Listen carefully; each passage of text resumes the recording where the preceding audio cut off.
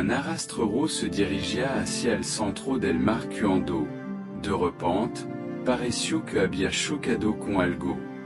Antes de que nadie pudiera reaccionar, el barco comenzó a sacudirse violentamente. El capitán disparó de inmediato una bengala para pedir ayuda.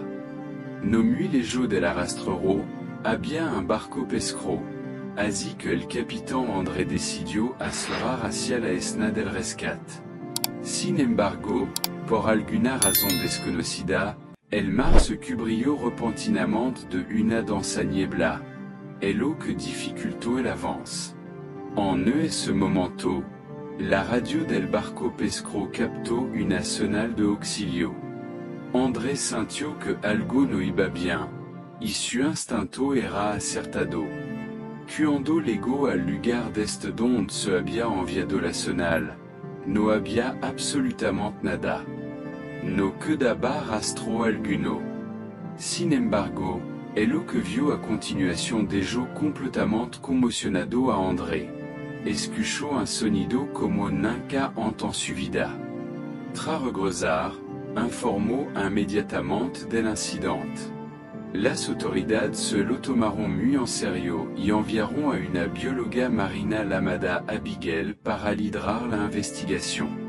Antes de partir, sus superiores hicieron énfasis en que el lugar del accidente era Bahía Ferrand. Al escuchar ese nombre, Abigail se sorprendió, ya que no solo era su ciudad natal, sino también un sitio que le traía doloroso recuerdo del pasado. Tramuchoano, Abigail regresó sin perder tiempo y fue con el oficial priant a la compañía local de marisco para investigar. Tanto el arastrero como el barco pesquero pertenecían a esa empresa, cuyo responsable era el padre de Abigail. Ali, Abigail recopiló rápidamente la información inicial, en especial sobre la ubicación del incidente. Luego se reunió con el capitán André para aclarar los hechos, y así conoció la historia sobre una extraña luz. Según André, fue el sonido más extraño que había escuchado, y la luz que vio también era sumamente peculiar. Por un instante pensó incluso que se trataba de una explosión. Con esta información, Abigail partió de inmediato hacia el lugar donde se había hundido el arastrero. Estaba lejos de la costa, y la única referencia era una boya de señal.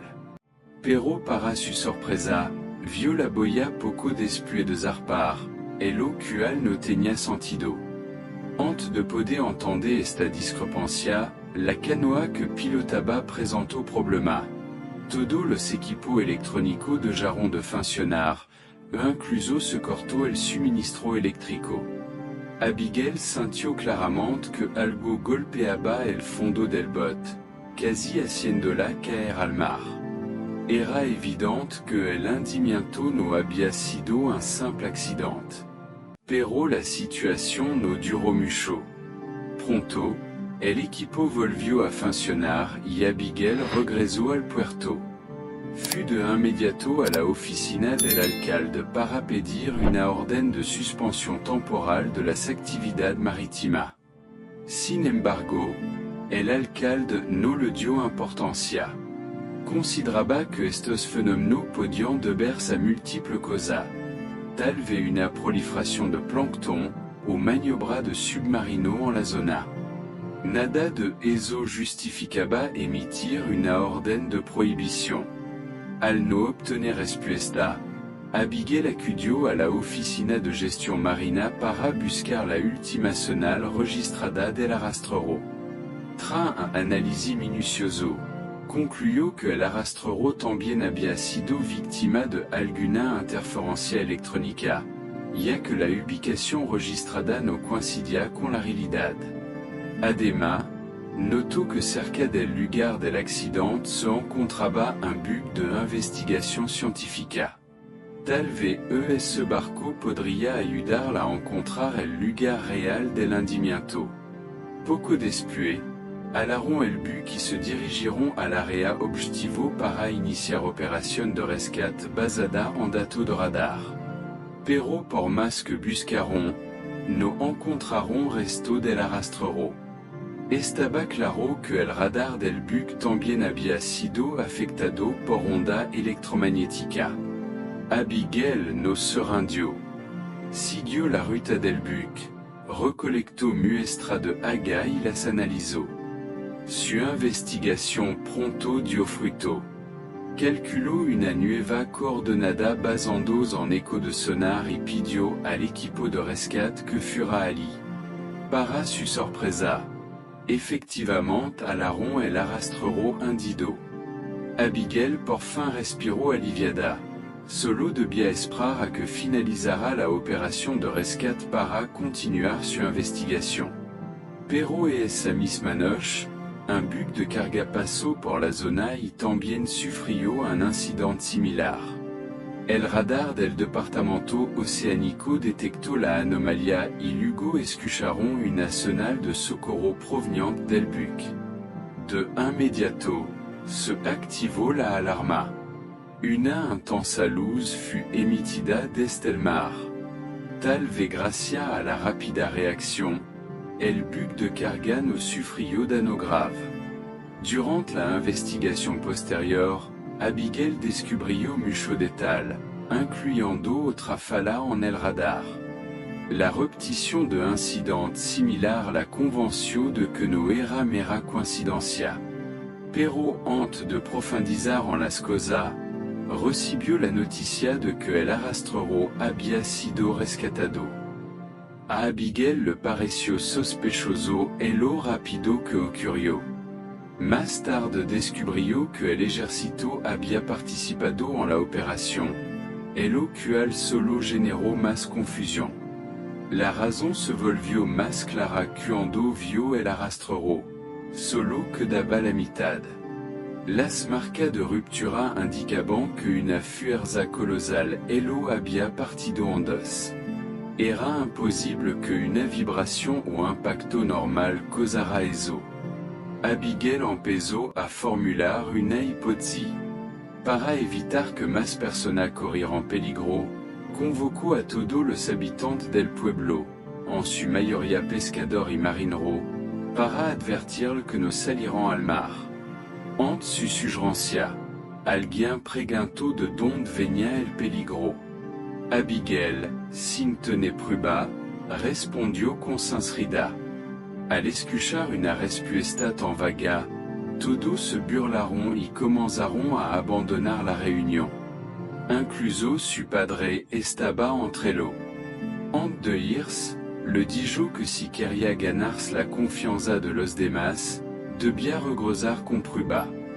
Decepcionada por la reacción, una mujer se levantó para apoyarla. Se llamaba Sylvia, cunada de Abigail, y era una ecologista radical. Sylvia creía que los humanos no debían interferir con la naturaleza. Como la advertencia de Abigail coincidía con su creencia, decidió ayudarla a conseguir prueba. Para entender que causaba las fallas en los equipos, Abigail y Julien fueron a la zona de los incidentes y lanzaron dos robots submarinos. Pero tan pronto como tocaron el agua, perdieron contacto. La última imagen transmitida era tan borrosa que no se podía distinguir nada. Poco después, la lancha en la que iban también falló. Todo el equipo, incluso la fuente de energía, dejó de funcionar. Primero pensaron en esperar, pero apareció un remolino cerca del bote. Y así puede moverse, no había escapatoria. Abigail pensó que moriría, pero de repente escuchó un extraño sonido, y el remolino desapareció. Aunque parecía una alucinación, tanto ella como Julien sabían que casi mueren. Al recuperar el control de la lancha, regresaron inmediatamente al puerto. Abigail pensó que lo ocurrido era una advertencia de la fuerza detrás de todo. Así que Hello reportó a su superior, quien no creeront su historia y Hello attribueront un phénomène natural, similar a los que occurrent durant terremoto submarino. Pero Abigail estaba convencida de que no era un fenómeno geológico común, sino una fuerte interferencia electrónica.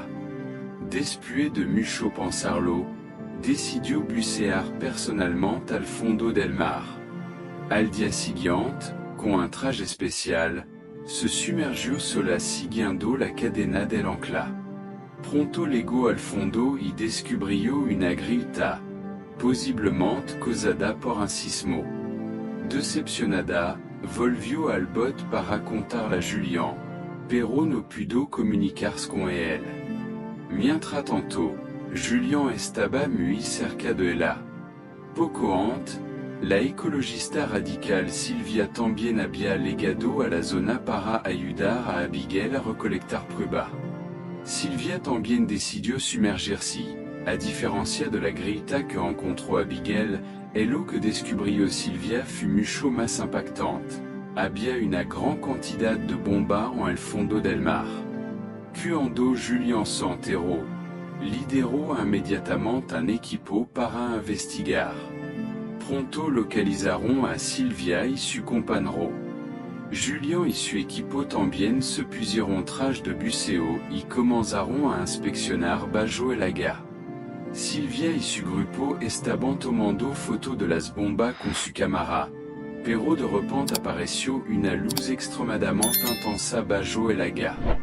Inmediatamente después, todas las bombas explotaron al mismo tiempo. La explosión fut tan potente que Abigail, que estaba en la cercanía, la sintió y fut de inmediato al lugar para ayudar. Logró rescatar a Silvia, pero un oficial le informó que Julián y su equipo no estaban en el mar. Preocupada, Abigail se lanzó nuevamente al agua para buscarlo. Sin embargo, los restos flotando después de la explosión eran demasiado y la visibilidad era casi nula.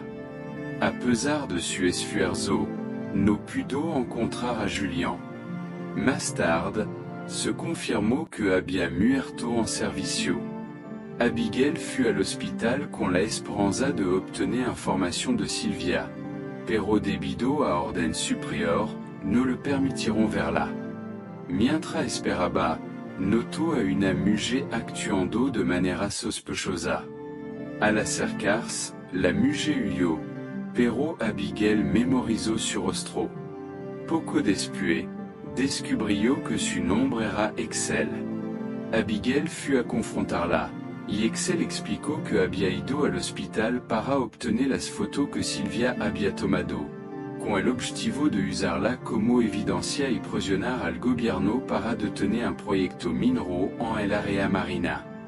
Abigail se enteró entonces de que el gobierno tenía plan de construir turbinas eólicas en esa zona, pero después de la explosión y el cierre del área, el proyecto fut cancelado.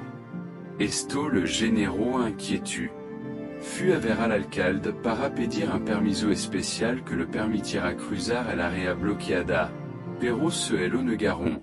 Era una orden nacional y ni siquiera el alcalde podía intervenir. Sin otra opción, decidió cruzar en secreto. Fut con el capitán André para ver si aún conservaba el pequeño barco pesquero que habían usado antes. Ambos zarparon en silencio hacia el área. Cuando llegaron, Abigail bajó un equipo sonar al mar y comenzó a grabar los sonidos provenientes del fondo. En cuestión de segundos, el mar tranquilo emitió un ruido extraño e inestable. Luego, toda el agua comenzó a temblar. Ese era exactamente el resultado que Abigail esperaba. Con los datos obtenidos, descartó que se tratara de un terremoto. Sin embargo, antes de poder seguir analizando, apareció un grupo de soldados. Al notar la situación, Abigail retiró rápidamente la tarjeta de memoria del equipo justo antes de ser escoltada por los militares. Fulevada al cuartel en el puerto y se reunió con la comandante Calder. Ella le explicó que levaba tiempo siguiéndola y sabía de su investigación. Dijo que no pretendió obstaculizarla, sino colaborar para descubrir la verdad. Pero Abigail no confiaba en los militares, así que rechazó la oferta con una excusa. A pesar de haberla dejado libre, cuando volvió a su residencia, descubrió que todo su documento de investigación habían sido confiscado. En cambio, André no recibió atención alguna del ejército. Tan pronto como salió del cuartel, convocó a dos amigos, Workel, un técnico en comunicación, y Youssef, un maestro local. Juntos analizaron la información y concluyeron que todo estaba relacionado con aquella misteriosa luz. Excel mostró un video grabado desde el faro durante el incidente del carguero. En él se veía no solo la luz, sino también a un niño que había presenciado el evento. Youssef lo reconoció. Era Jimmy, un estudiante suyo. Jimmy era sordo y mudo, por ello que se expresaba mediante dibujos y langage de sona. Gracias a él, supieron que después de que apareció la luz, sintió pequeña vibración. La luz no era continua, parpadeaba rítmicamente, como si respirara. Aunque Abigail había perdido su equipo, aún conservaba la tarjeta de memoria. Extrajo el audio y descubrió que el sonido parecía el llanto de una criatura. En ese momento, Excel apareció inesperadamente, arrojó el teléfono de Abigail sobre la cama y la sacó del lugar. Luego, usó un espejo para revisar que no tuvieran dispositivo de rastreo. Abigail no entendía su comportamiento hasta que vio un vehículo militar estacionado cerca. Comprendió que no solo habían tomado su archivo, sino que también la estaban vigilando. Pero Excel y los demás ya estaban preparados. Un coche blanco apareció sigilosamente, metieron a Abigail y escaparon. Los soldados intentaron perseguirlo, pero el coche detrás bloqueó su camino. Excel llevó a Abigail a una base secreta, donde se reunió con André y los demás. Al ver a Jimmy, Abigail se conmovió profundamente, y él era su hijo. A través de su historia, Abigail supo que todos sospechaban que los eventos eran causados por una criatura gigante en el fondo del mar. Ella recordó un sonido que había grabado en la fosa de las Marianas y era muy similar al actual. Pensó que tal vez provenía de la misma criatura. Hizo escuchar el audio a todo para analizarlo junto.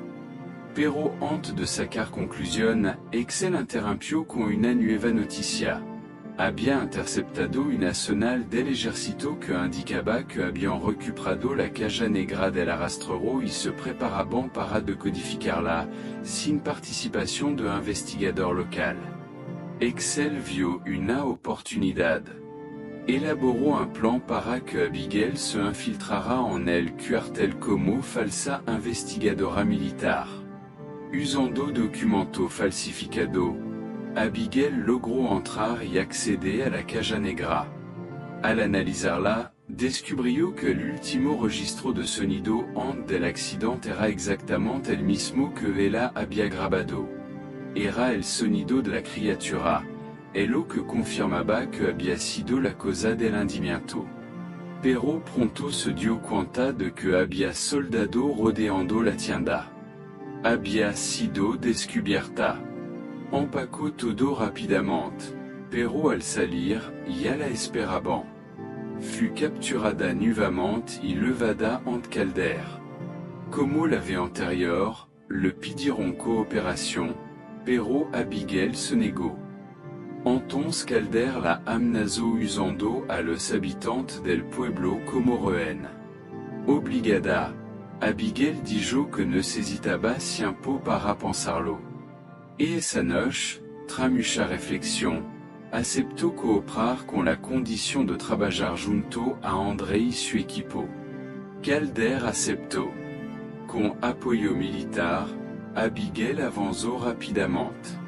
Usaron drone para explorar el fondo marino y, tras varia prueba, no obtuvieron respuesta de la criatura. Youssef sugirió entonces usar el audio grabado a no atra en la fosa de las Marianas. Sorprendentemente, funcionó. La pantalla mostró una luz brillante idéntica a la del video anterior. Sin embargo, el dron perdió el control y se lanzó hacia la fuente de luz. Calder, sin confiar en Abigail, había ordenado tomar el control del dron para acercarse. Pero al hacerlo, entraron en un campo electromagnético y perdieron contacto por completo. Ese acto imprudente puso en riesgo toda la misión. Abigail culpó a Calder. Luego fue al hospital al enterarse de que Silvia había despertado. Le preguntó que ocurrió realmente. Silvia contó que, al tomar foto de las bombas, sintió una vibración, se giró y vio una luz brillante justo antes de la explosión. Abigail dedujo que la criatura era extremadamente sensible a la luz. Tal vez la luz de la cámara la había alterado. Esto explicaría por qué el dron fue destruido y cómo Silvia atrayó a la criatura sin saberlo. Pero aún quedaba una duda. ¿Por qué la criatura solo comenzó a atacar recientemente? Abigail sospechaba que tal vez era nueva en la zona, o que había quedado atrapada tras el accidente del arrastrero que golpeó a su cría. Además, el entorno del pueblo no era adecuado para su supervivencia. Abigail decidió intentar comunicar su nave más con la criatura. Esta vez no usaría tecnología, bucearía personalmente para acercarse. Con André, llegó al área peligrosa. E él observaba preocupado mientras ella se lanzaba al agua. Pronto, encontró nuevamente la grita en el fondo del mar, pero esta vez salía de ella una luz intensa. Descubrió una criatura pequeña atrapada en una red. Justo entonces, la criatura gigante detectó el bot en la superficie y una enorme ola comenzó a levantarse. André pensó que todo había terminado, pero la ola desapareció como si nada. El monstruo había notado algo dentro de la grita. Abigail, al ver la cría atrapada, trató de librarla, pero sin equipo adecuado, no pudo hacerlo a tiempo. La criatura murió. Abigail estaba devastada, pero pronto vio a la criatura gigante aproximarse. Trató de huir, pero una fuerte corriente la envolvió. Su cabeza golpeó una roca y perdió el conocimiento. Al despertar, el mar estaba en calma, pero ella estaba exhausta. Entonces vio una luz fuerte. La criatura aún estaba allí. Justo a tiempo, André apareció y la rescató. Ella sangraba mucho. Si no fuera por él, habría muerto. Al regresar al puerto, André contó orgulloso lo ocurrido, ganando el respeto de todo. Pero entre la multitud, un marinero tenía una actitud extraña. Abigail, por su parte, se sentía culpable. Si hubiese actuado antes, tal vez habría salvado a la cría y evitado la catástrofe. La noticia sobre André llegó rápidamente a Wado del Ejército. Al combinar los datos recopilados recientemente, concluyeron que el poder de la criatura marina parecía estar debilitándose. Calder decidió movilizar a las fuerzas armadas para capturarla. Abigail se opuso totalmente a esta acción. Cuando logró calmar su emoción, tomó la decisión de salvar a la criatura. Había notado claros signos de debilidad. Pensó que, por alguna razón, la criatura había perdido su rumbo y terminó cerca del pueblo. Además, como el arrastrero chocó contra su cría, no pudo irse. Y el entorno del lugar no era adecuado para una criatura tan grande. Si no salía pronto de allí, las consecuencias podrían ser fatales. Según el nuevo plan, el grupo de Abigail recolectaría sonido de otra criatura marina para intentar comunicarse con el monstruo y convencerlo de abandonar el área. Sin embargo, todo fue arruinado por el marinero extraño. Tras escuchar la historia de André, reunió a un grupo de personas y, a pesar del bloqueo militar, arparon para cazar a la criatura. Su motivación era vengar a un amigo que había muerto en el hundimiento del arrastrero. Abigail y su compañero se dieron cuenta gracias a las cámaras de vigilancia del puerto. Corrieron con alguno aliado a intentar detener al grupo de marineros. El ejército también envió un pequeño equipo al lugar. Sin embargo, los marineros alteraron a la criatura gigante, arruinando por completo el plan. El ejército alcanzó al grupo y usó amenaza para obligarlo a regresar. Pero, en ese momento, recibieron una orden de retirada. Los marineros quedaron desconcertados sin entender qué pasaba. La orden venía de Calder, quien no actuaba por compasión. Se dio cuenta de que la criatura estaba atrayéndolo hacia una luna de bomba submarina. Si los soldados no se retiraban, morirían junto con él. Abigail y su equipo también se sorprendieron al ver retirarse al ejército. Pero al revisar el mapa de navegación, entendieron que los marineros estaban peligrosamente cerca del área de las bombas. Intentaron contactarlo por radio, pero el odio del marinero líder era tan grande que apagó el sistema de comunicación. De pronto, el cuerpo colosal de la criatura emergió en la superficie. Al verlo, el marinero se arrepintió de haber querido vengarse, pero ya era tarde. Todo estaba en la zona de bomba. Un movimiento en falso provocaría tanto un ataque del monstruo como una explosión masiva que los aniquilaría. Justo entonces, algo golpeó el casco del barco. El monstruo estaba justo debajo. Según los datos anteriores, cada noche libraba una onda de energía muy poderosa. Si no se retiraban antes, todos morirían. Tanto el ejército como el equipo de André tenían plan distinto. André y los suyos corrieron al faro para intentar comunicarse con la criatura pacíficamente, como planeaba Abigail. Pero aún no habían encontrado la frecuencia adecuada. El plan del ejército era más directo. Calder movilizó un destructor para capturar a la criatura. Su prioridad era impedir que escapara. Le dijo a Abigail que el barco le llegaría en 2 horas, pidiéndole que no entrara en pánico. Ambos bandos estaban en una carrera contra el tiempo. Como no veían reacción del monstruo, Abigail contactó al faro con instrucción de talada. Pero Calder no tardó en descubrirlo y ordenó a su hombre que se encargaran del grupo en el faro. Sin embargo, Excel ya había detectado el movimiento mediante el sistema de vigilancia y pidió refuerzo. En ese momento, Jimmy apareció frente a un grupo de personas y, mediante langage de señas, pidió ayuda.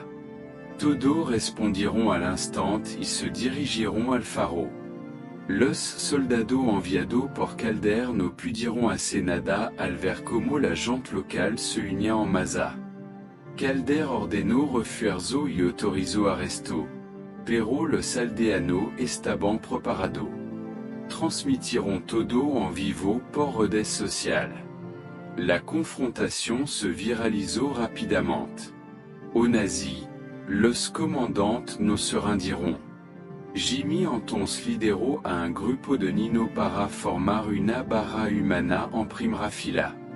Al ver esto, el comandante no tuvo más opción que detenerse. Mientras tanto, Abigail y su equipo seguían sin lograr establecer comunicación. Excel probó mucha frecuencia, pero sin éxito. Hasta que, inesperadamente, la criatura emitió un rugido lleno de dolor y desesperación. El lamento era tan conmovedor que incluso Abigail se sintió afectada. Entonces tuvo una idea. Tal vez la clave no era la frecuencia, sino la emoción. Le pidió a Excel que intentara reproducir una canción que pudiera conmover incluso a una criatura del mar. Excel se confundió, sin saber qué canción elegir. Mientras elo discusión, un compañero dijo tenait la canción perfecta en su teléfono. Cuando la reprodujo, Abigail sintió como su propio dolor afloraba. Era una melodia que ella misma había compuesto en honor a su hijo falcido. El hombre que tocó la canción era su esposo. El monstruo pareció percibir la tristeza en la música y comenzó a moverse lentamente. Pero no avanzó mucho antes de que un buque de guerra apareciera en su camino. Abigail tomó una decisión audaz. Se lanzó al mar para intentar comunicarse directamente con la criatura.